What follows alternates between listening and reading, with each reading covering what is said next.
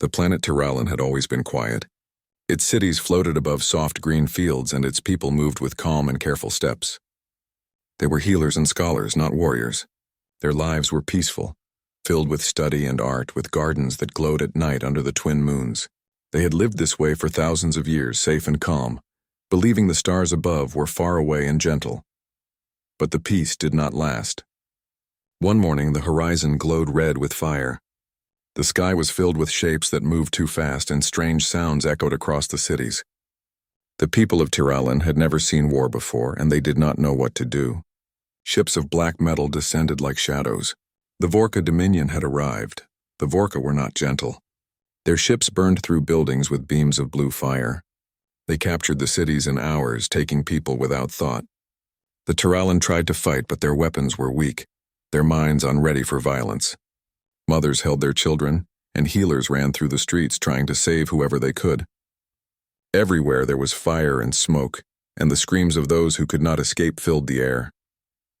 In the center of Tiralan's largest city, a council of elders met in a round hall of glass and light. Elda, one of the wisest of them, spoke first. Her voice was steady, though her eyes were wide with fear. "The Vorka are unlike anything we have faced," she said. "Our knowledge cannot stop their weapons. Our prayers cannot save our homes." Another elder, Joran, who had studied the old stories of the universe, shook his head. "We have one chance," he said. "The beacon of the stars. It is old, older than any living Tiralan. It can call others to aid us. But no one has used it for centuries. Its power is uncertain, and we do not know who will answer."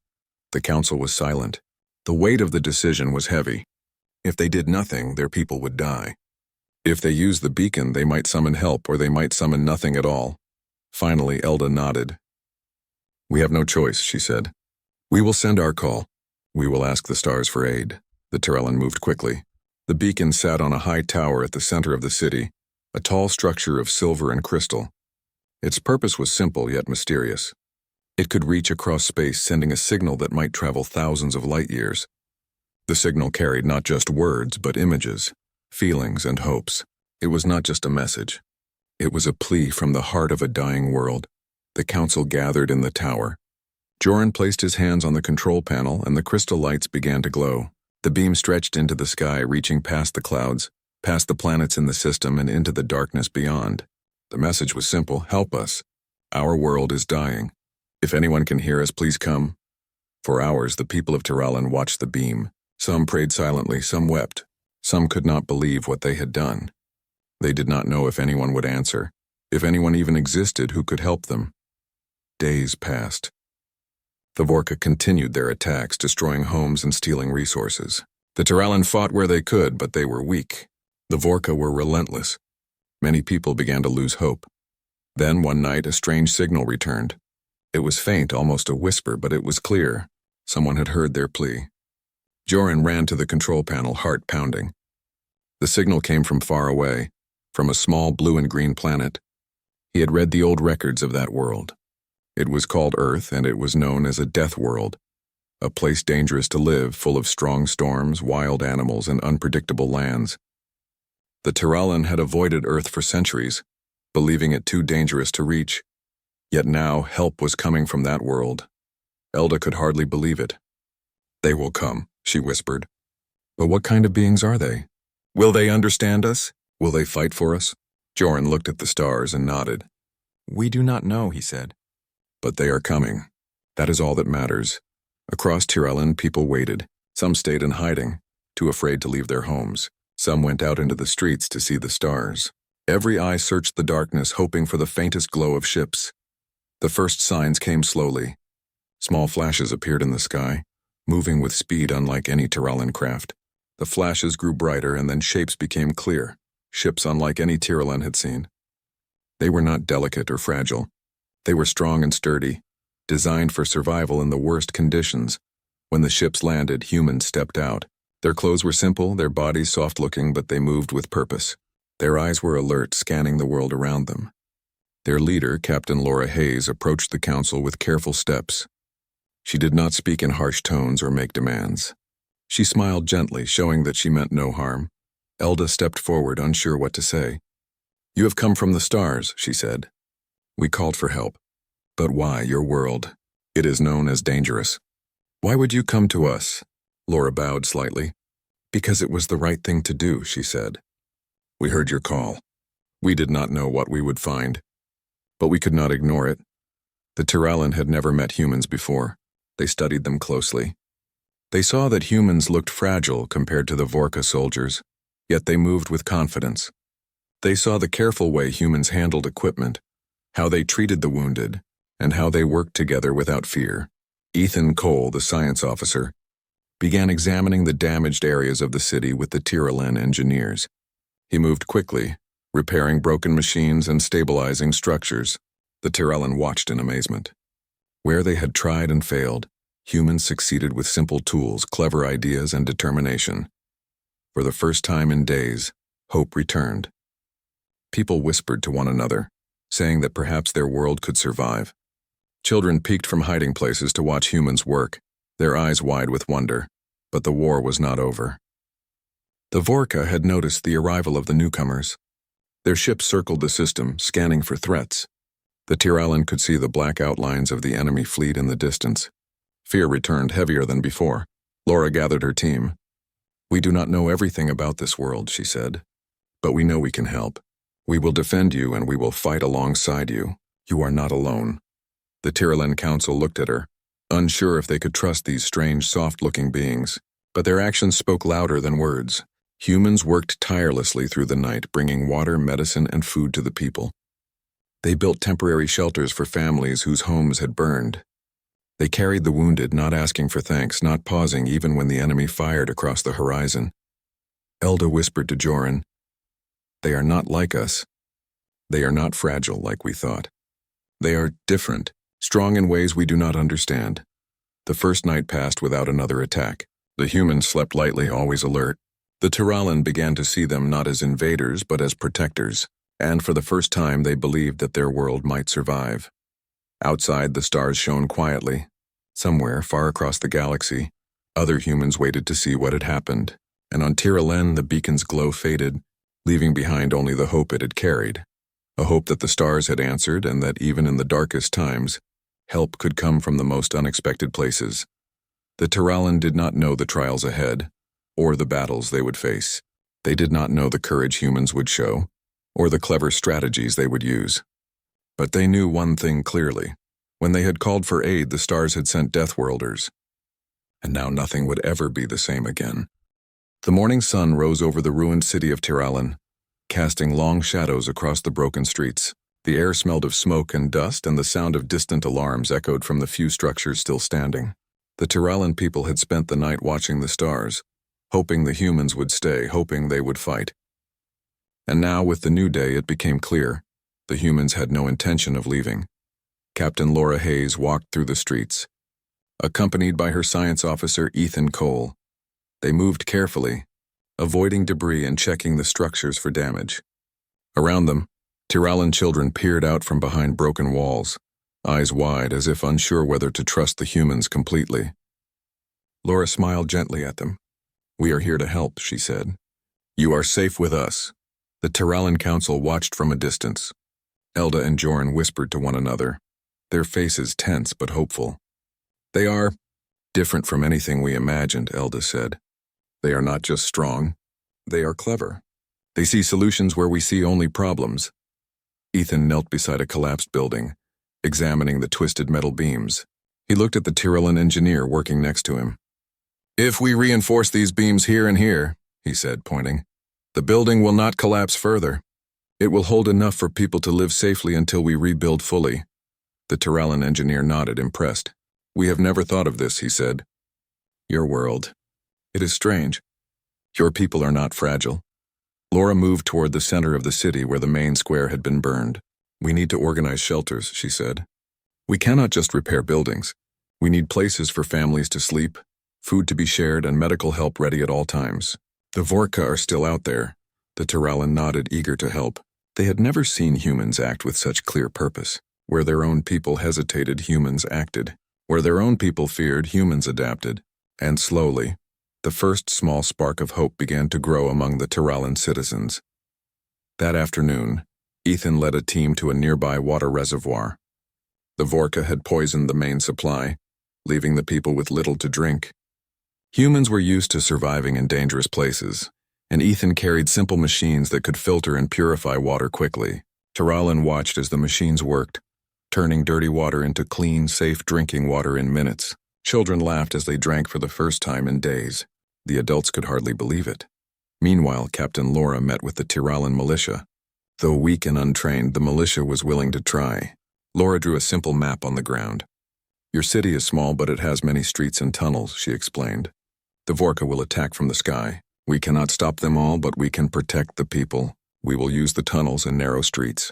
The enemy cannot move fast there, and we can ambush them. You will follow my orders, and we will keep as many people safe as possible."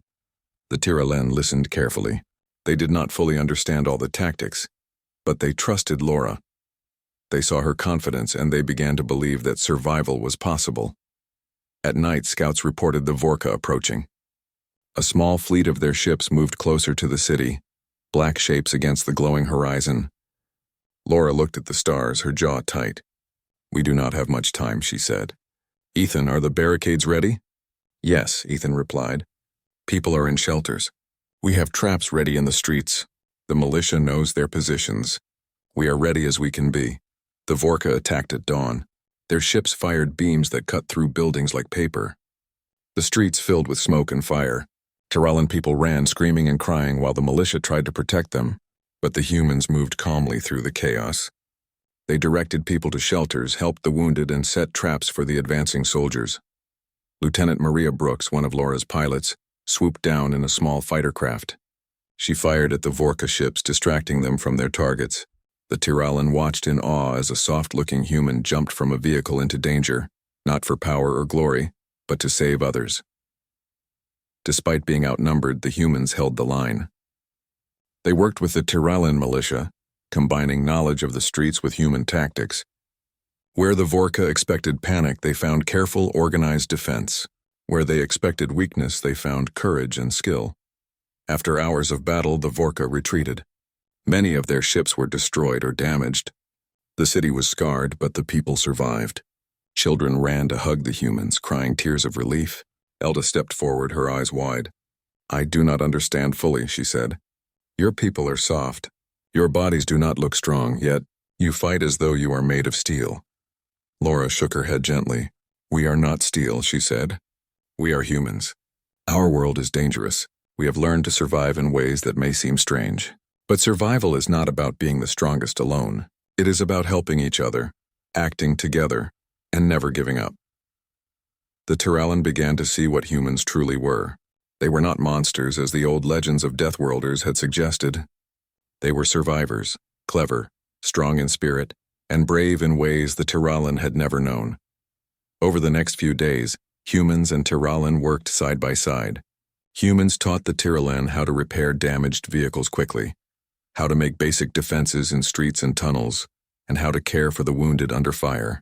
They shared food preparation techniques, water purification methods, and ways to move quickly through dangerous areas. Ethan led a small group of Tiralan engineers into the remains of a factory.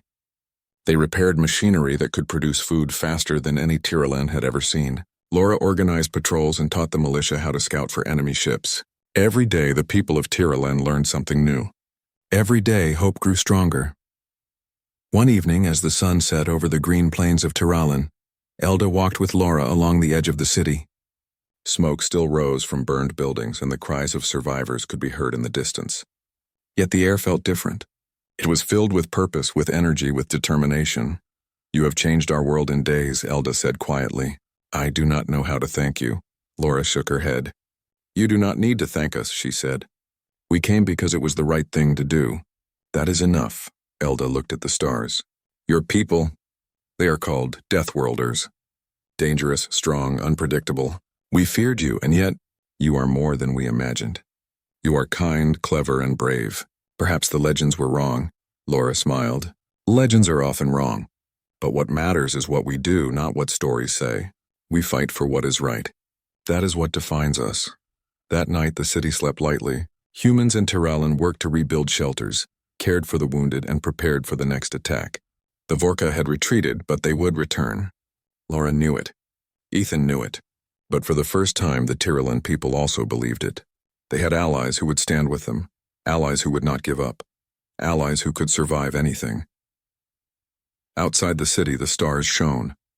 Somewhere far away, other humans waited, ready to answer if the beacon called again. And in the city of Tyrollan, hope returned with the simple truth that had already begun to change everything. When the stars called, the Deathworlders came. The people of Tyrollan had asked for help. And now, in the streets filled with smoke and rebuilding, they could see the promise of survival.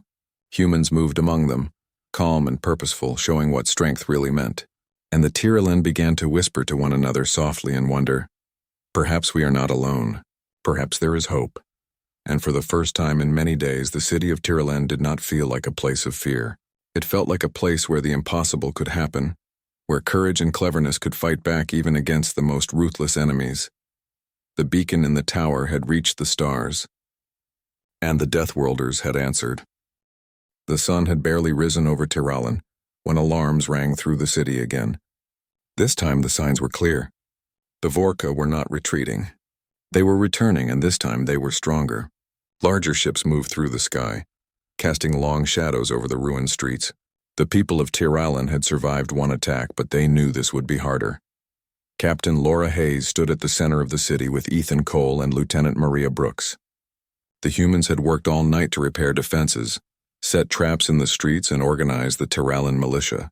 The humans moved calmly, giving orders with confidence while the Tyrollan tried to follow. Some were afraid, but most were beginning to trust these strange newcomers.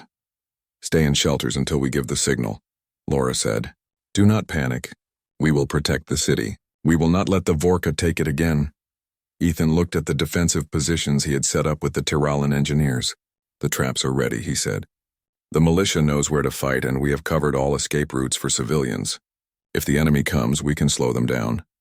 Maria checked the fighter craft stationed above the city. I'll take the first wave, she said. The Vorka won't see us coming. We hit fast and then pull back. The Vorka fleet appeared on the horizon, massive ships with dark metal hulls and deadly weapons. Their leaders expected to crush the city easily. They did not know what humans were capable of. They did not understand that Earth's people had grown strong in the harshest conditions of their planet, that humans had survived storms, deserts, oceans, and frozen lands. As the Vorka began to fire on the outskirts of the city, humans and Tyrollan moved quickly. Civilians were led into shelters, while militia members took their positions in the streets. Humans set traps that would slow the enemy. Barriers made from debris were reinforced, and hidden explosives were placed where the Vorka would least expect them.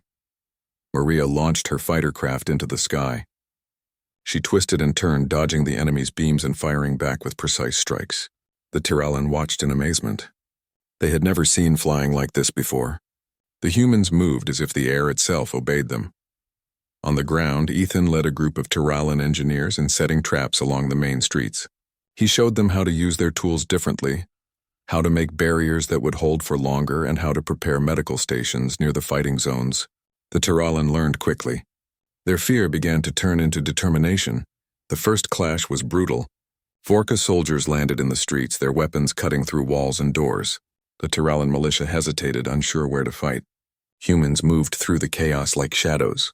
Laura directed the defense, moving where needed, helping Tyrollan lift debris and guiding them to safe positions. Lieutenant Maria zoomed overhead, striking at Vorka soldiers and drawing their attention away from the civilians. She performed maneuvers that seemed impossible, diving between buildings and shooting at the enemy with calm precision. The Tyrollan gasped. They are not like us, one whispered. They are unstoppable.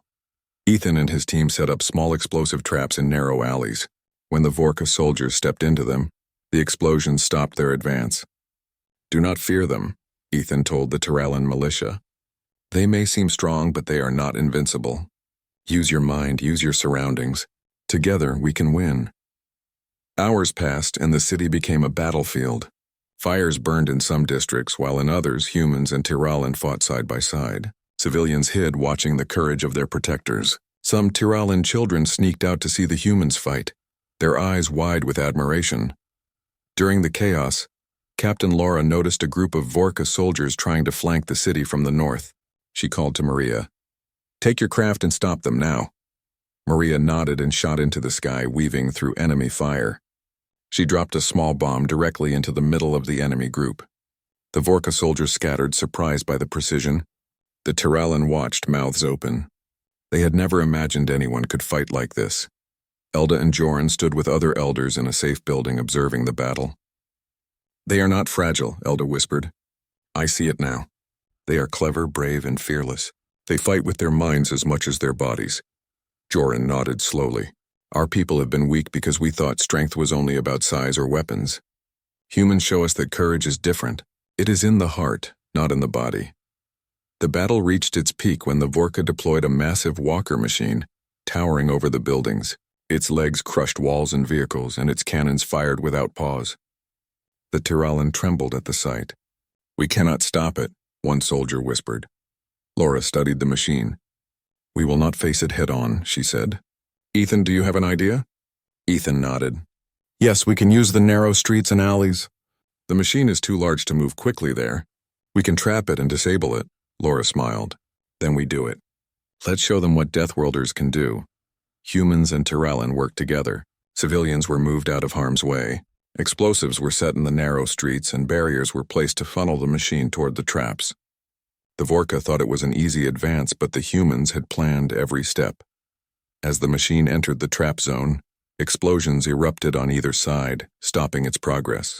Maria swooped overhead, firing at exposed sections. Humans climbed nearby buildings, throwing charges onto the walker's legs. The machine groaned and fell, unable to move, its systems damaged beyond repair. The Tiralan watched in awe. The humans had not only stopped the massive enemy machine, but they had also protected the city. "They are incredible," Elda said. "Stronger than anything we imagined. Braver than any story we heard." The Vorka retreated again, their fleet battered and their ground forces defeated. For now, the city was safe. Fires burned, buildings were damaged, but the people survived. And they had learned something new. Humans were not soft, weak creatures as they had believed. Humans were clever, courageous, and willing to risk everything to protect others. That evening, as the sun set over the city, Laura and Ethan walked through the streets. Children ran to them, offering small gifts and flowers from the few surviving gardens. Civilians bowed slightly, whispering thanks. Laura smiled and shook her head. "No need to thank us," she said. "We came because it was right." "That is enough." Elda approached Laura, her eyes bright with emotion. "Your people. We feared you at first," she said. "Legends called you dangerous, unpredictable. And yet, you are more than we imagined. You are kind, clever, and brave. Perhaps the stories were wrong." Laura shook her head. "Stories are never the full truth," she said. "What matters is what we do. That is who we are." The Tiralan began to work alongside the humans more freely. Engineers learned quickly. Fighters trained under human guidance, and civilians helped where they could. They repaired homes, cleared streets, and cared for the wounded. Every day they grew stronger, not just in body but in spirit. Ethan watched a group of Tiralan engineers carefully placing water purifiers in the shelters. "See," he said, "you can do this. With the right tools and planning, even dangerous situations can be handled." Joran, standing nearby, nodded. "We are learning from them. They are teaching us strength we did not know we had, courage we never thought possible." At night, the city slept lightly. Fires still burned in some places, but there was a sense of hope. The people of Tiralen had survived, not just because of luck, but because of courage and cleverness. And they had seen the truth of humans, the so-called Deathworlders who had come from a dangerous planet to save a world in need. Outside the city, the stars shone quietly. Somewhere far across the galaxy, other humans waited to see if more help would be needed. And in the streets of Tiralen, a new understanding had begun to grow. Humans were not monsters, not invaders, not legends of terror. Humans were heroes, survivors who could fight with brains and heart as well as with weapons. And for the first time, the Tiralan people felt a fire inside them that had been missing for generations. They would survive, they would fight, and they would stand alongside the humans, the Deathworlders who had answered their call no matter what the Vorka sent next. The sky over Tiralen had darkened for days. Smoke from burning buildings mixed with the clouds, and the sun barely shone through the haze. The city had survived the first attacks, but the Vorka were not finished. Now they were sending their largest fleet yet. Massive ships loomed in the distance, larger than anything the Tiralan had seen, with weapons that could flatten entire districts. The people of Tiralan watched in fear, but humans moved with calm determination. Captain Laura Hayes stood on a high ridge overlooking the city. Her eyes scanned the horizon, noting the Vorka dreadnought that led the fleet. Its black hull glowed faintly, a sign of immense energy within. "This is their strongest ship," Laura said. "It is heavily armed and built for destruction, but it is not invincible. We can stop it, but it will take everything we have."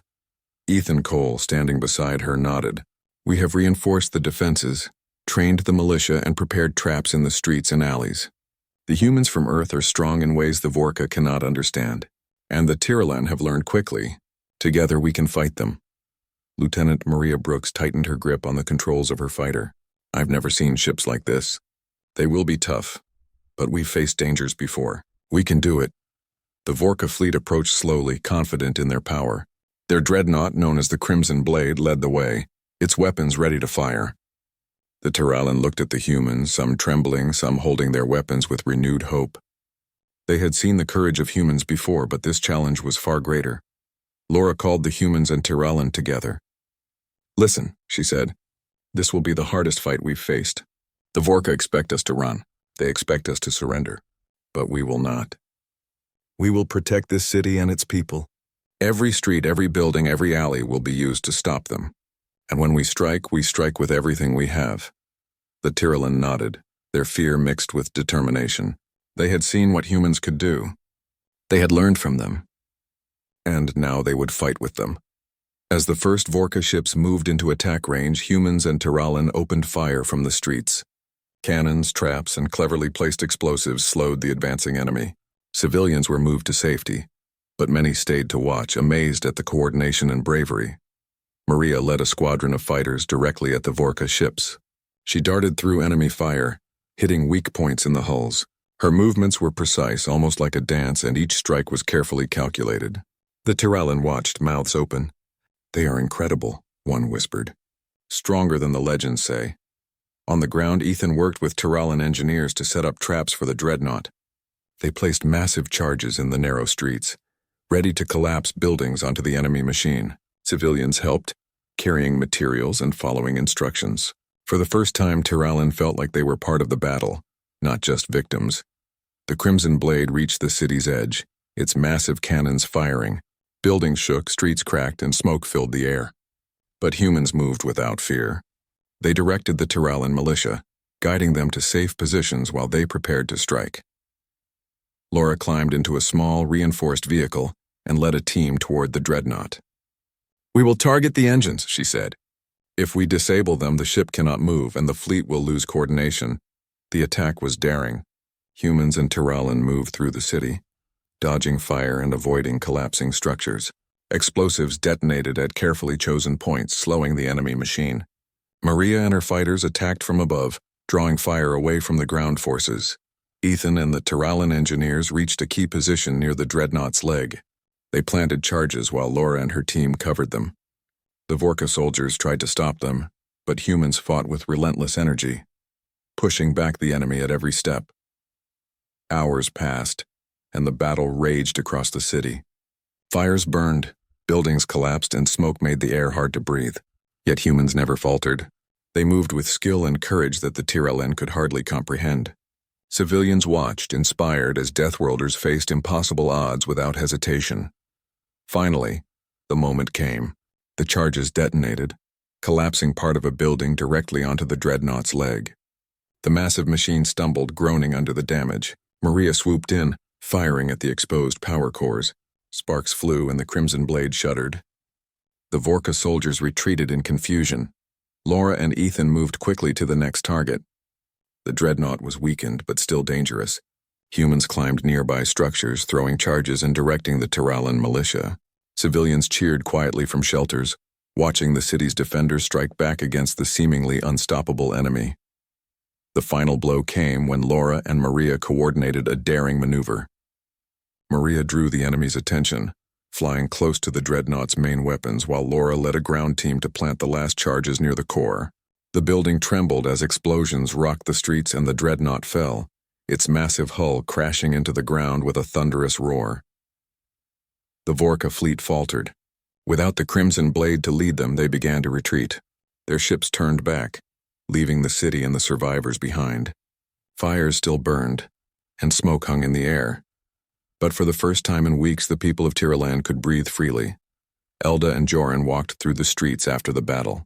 They saw the humans moving calmly among the debris, helping the wounded, directing people to safety, and repairing damaged structures. The Tiraland could not believe what they saw. These humans had come from a distant, dangerous world, and they had faced the greatest enemy Tiraland had ever known. And they had won. "You are more than we imagined," Elda said to Laura. "Your people, they are extraordinary. You fought without fear, with skill and with courage. You saved us." Laura shook her head. "We did not do it alone," she said. "Your people helped. We worked together. That is what matters. Courage is not in one person. It is in those who stand together, even when the odds are against them." Joran nodded slowly. "We have learned from you. Not just your strength, but your cleverness, your courage, your determination. Our people will never forget this. We will remember the day the Deathworlders came. Over the next days, humans and Tiralan worked together to rebuild. Houses were repaired, streets cleared, and water and food supplies restored. Children played cautiously in the repaired parks, while adults worked alongside humans to restore their city. Maria taught young Tiralan how to move quickly through the streets, how to spot danger, and how to use clever traps to protect themselves. Ethan worked with engineers to build better structures and stronger defenses, showing how technology and planning could make survival possible. The Tiralan began to understand more about humans. They were not just strong, they were survivors. Their world had been harsh and dangerous, and humans had learned to adapt in ways the Tiralan had never imagined. They could survive storms, extreme heat and cold, and attacks from any enemy. They were clever, brave, and determined. One evening, Elda walked with Laura along the city's main square. Smoke still rose in some areas, but the city was alive again. Children laughed as they ran past, and adults worked with energy and hope. "You have changed our world," Elda said quietly. "Our people feared the Deathworlders. We thought you were dangerous, unpredictable, and yet you are more than we imagined. You are heroes, and you have taught us courage." Laura smiled gently. "We are not heroes," she said. "We are humans. We fight for what is right, and we never give up. That is all. Your people have courage too. Together we can face anything." That night, as the stars shone above the city, humans and Tiralan prepared for the future. The Vorka would return someday, but now the people of Tiralan knew they could survive. They had allies who were brave, clever, and strong in ways they had never understood. They had Deathworlders watching their backs. In the streets and alleys, laughter and conversation returned. The city was still scarred, but the people had learned an important lesson. Survival was possible, even against overwhelming odds, when courage, cleverness, and teamwork were combined, and somewhere, far across the galaxy, other humans waited, ready to answer if the beacon called again. The Tiralan had asked for aid, and the Deathworlders had come. They had fought, and they had won. And in the hearts of the Tiralan people, a new fire burned. A fire of hope, courage, and trust that would never go out. The battle was over. The Vorka fleet had retreated beyond the stars, leaving the city of Tiralan battered but alive. Smoke still rose from some buildings, but the people could walk freely through the streets for the first time in weeks. Children played among the rubble, laughing and chasing one another, while adults worked side by side to repair what had been destroyed. Captain Laura Hayes walked with Ethan Cole and Lieutenant Maria Brooks through the city. They moved carefully, helping wherever needed, but also taking a moment to breathe. The humans had faced the Vorka together with the Tiralan, and the victory, though costly, had been complete. Elda and Joran met them in the central square. The elders' faces were tired but bright with pride and relief. "You have saved our people," Elda said quietly. "I do not know how to thank you enough. Your courage, your cleverness, your willingness to risk everything for us. It is beyond what we imagined." Laura shook her head. "We did not do this alone," she said. "Your people fought beside us. We worked together. That is what makes the difference. Courage is not in one person. It is in those who stand together, even when the odds are against them." Joran looked at the city and nodded. "Your people have shown us something we never understood. We feared you at first, thinking you were dangerous, and yet you are more than we imagined.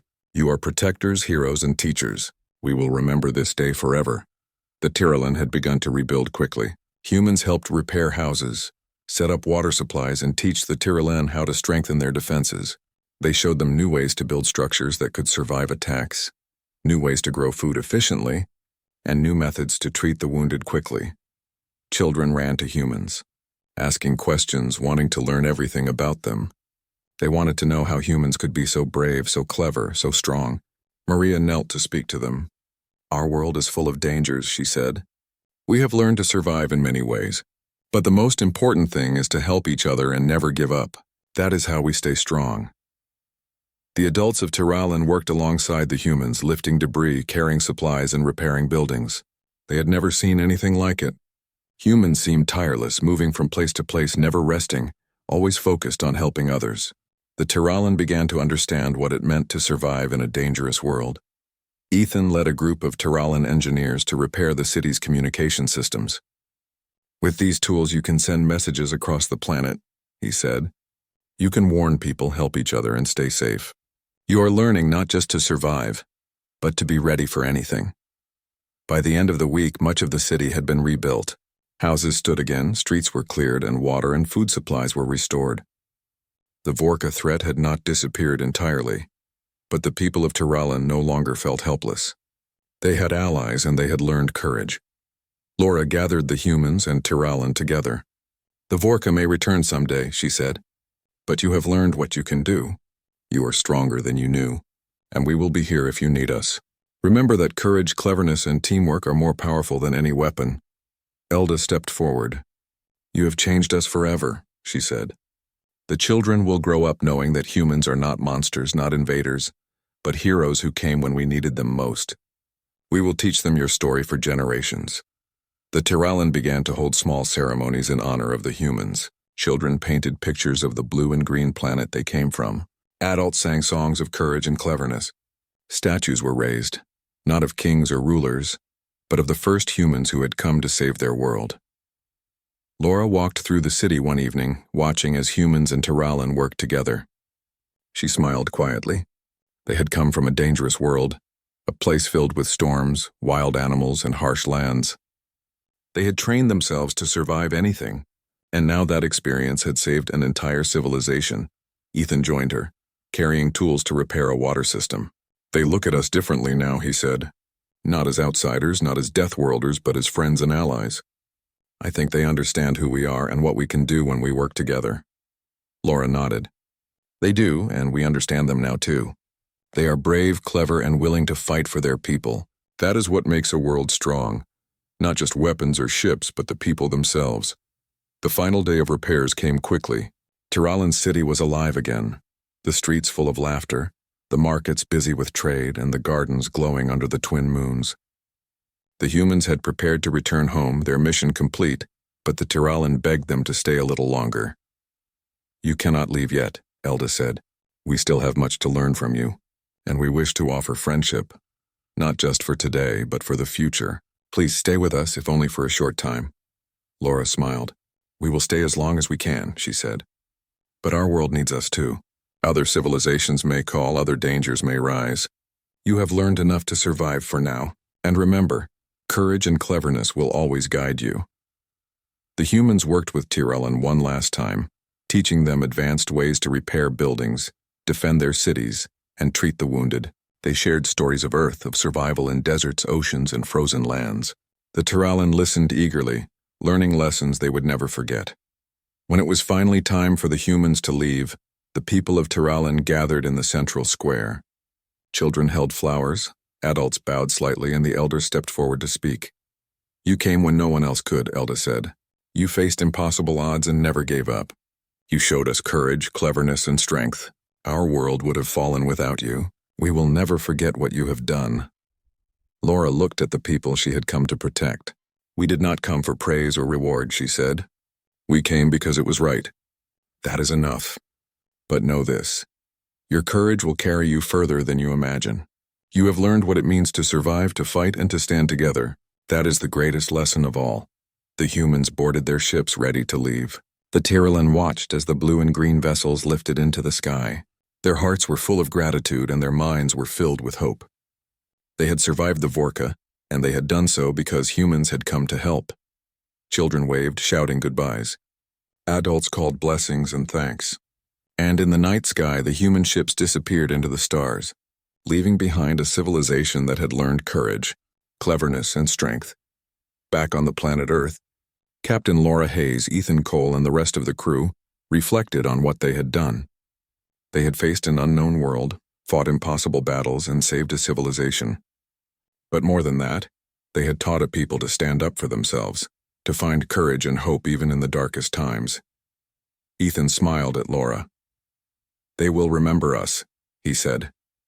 "Not just as humans from a distant world, but as the ones who showed them how to survive." "They will tell their children our story," Laura nodded. "And we will never forget them," she said. "They taught us too. They showed us what hope looks like in a world that is almost lost. That is why we do what we do, to help, to protect, and to inspire." On Tiralan, the city continued to rebuild. Statues were placed in honor of the humans. Gardens were replanted, streets repaired, and the people returned to their lives with new strength. They had learned that survival was not just about fighting, it was about courage, cleverness, and standing together. And across the galaxy, the story of the Deathworlders spread. Other civilizations learned of humans from Earth, a small blue planet who had faced the Vorka and emerged victorious. Humans became a symbol of hope, a reminder that even in the darkest times, courage, cleverness, and determination could change the course of a war. The Tiralan looked at the stars each night and whispered the words that would echo for generations. When we called for help, the Deathworlders came. They did not give up. They did not fear. They fought for us and they taught us to fight too. We will never forget them. And so the galaxy remembered a new kind of hero. Not kings, not generals, but humans from a small, dangerous planet. They were clever, brave, and willing to fight for what was right. They were survivors who had changed the fate of another world. For the people of Tiralan, life continued. They rebuilt their homes, tended their gardens, and taught their children the lessons humans had given them. And when they looked at the night sky, they did not see strangers. They saw friends, protectors, and heroes who had come from the stars to answer their call for aid. The galaxy had watched as humans, the so-called Deathworlders, had arrived in its darkest hour. And the universe would never forget what they had done. The stars shone quietly over Tiralan, and for the first time in many years, the people slept peacefully, knowing that courage, cleverness, and friendship could overcome any danger. The Deathworlders had come, they had fought, and they had left a legacy that would endure forever.